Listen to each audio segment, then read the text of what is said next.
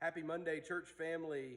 It's great to come before you today, right here in our sanctuary, right in front of this church banner, this beautiful banner that we have in our sanctuary, where it looks like my hair is on fire. I love it, but I'm standing here on purpose because this banner speaks about what I wanted to share with you just for a moment here today.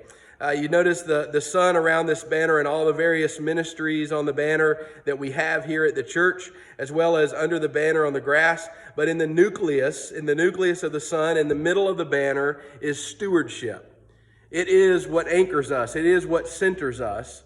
It is what God calls us to as God blesses us and gifts us with so many things in this life: our health, our friendships, our family, relationships, our church, our possessions, our wealth, everything that we have, even the very light, the breath that we breathe comes from God. And then God challenges us to faithfully manage or steward everything that we've been given. It's a great responsibility that we have because we realize that nothing we have, not even our very breath, is ours. It belongs to God. And so we challenge ourselves to think about every minute, every ounce of our being, every minute of every day, to think about, am I using that to glorify God?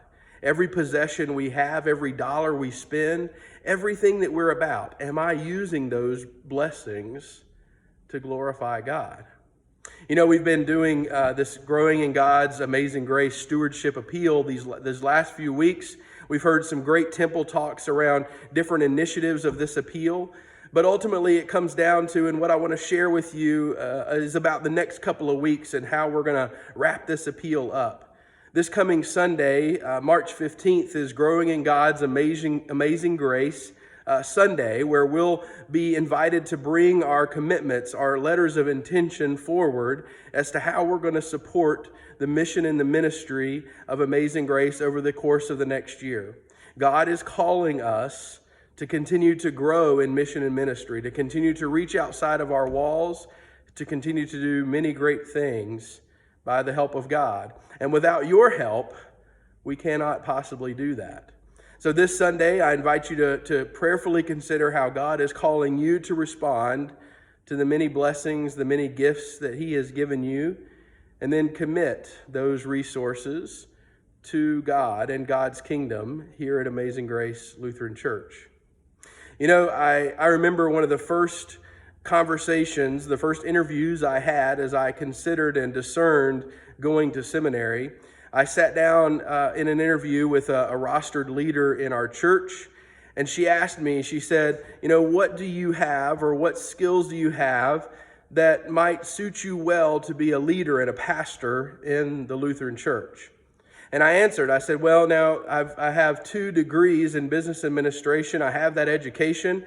And then right out of college, I worked for 3.5 years in middle-level management as a product manager in the textile industry. So I have that education and I have that experience, a little bit of experience. And, you know, I'm ready to manage and run the business of the church. That was not an appropriate answer in her eyes, as I got scolded for that, because she told me the business is not a church, or the church is not a business. Remember, the church is not a business. In a lot of ways, that's true, because we think about the ministry and the mission and the faith we have to have as a church family to do that mission and ministry. It's not a business in those regards. But in some regards, the church is a business as it deals with dollars and cents and brick and mortar and people and plans and mission and ministry.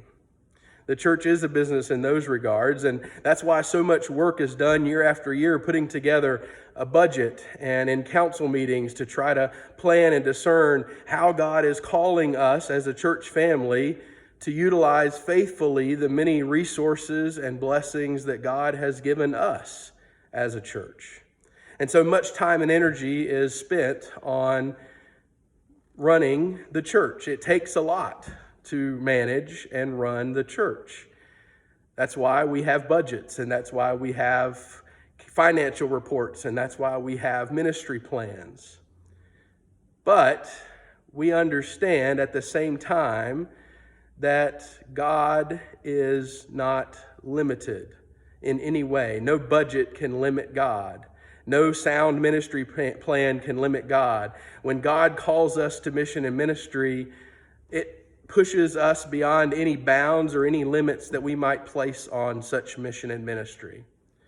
So the next couple of weeks, we want to explore that as we are asking in this appeal for $18,000 in new money that will go to fund new mission and ministry that we believe God is calling us to.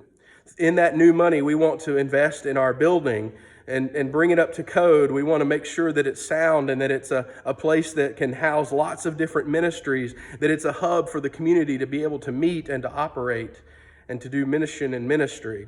We want to invest in our neighbors through new outreach opportunities and new ministries. We want to invest in upholding our baptismal promises so that we can help each other to grow and be formed and nurtured in the faith and in our relationship with God.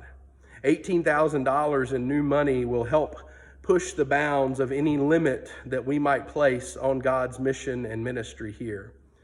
As I shared, this Sunday is in Letter of Intent Sunday, where we'll share our commitments. We'll bring forward our commitments to fund the mission and the ministry of Amazing Grace for the next year. Then the following Sunday, March 22nd, will be our celebration Sunday, where we'll share the results of this stewardship appeal. We'll have a potluck brunch immediately following worship, and so we invite you to bring a dish to pass and to share. And we'll celebrate all of the great things that God is doing in and through us here at Amazing Grace. You know, it takes a lot to run a church. It takes a lot to manage a church. But we are so committed and so generous to this church and to God through this church. And I see it in each and every one of you. And I thank you for your faithfulness, for your commitment, and for your generosity. I ask you to pray this week for this appeal. Pray for its success. Pray that we reach and exceed our goal and show God that we put our faith in Him, one who is not limited in any way. And may the Lord Jesus Christ continue to bless you and keep you. May the Lord make His face shine on you, just like this sun behind me. And may the Lord continue to be an ever-presence with you always. Thank you, and God bless you.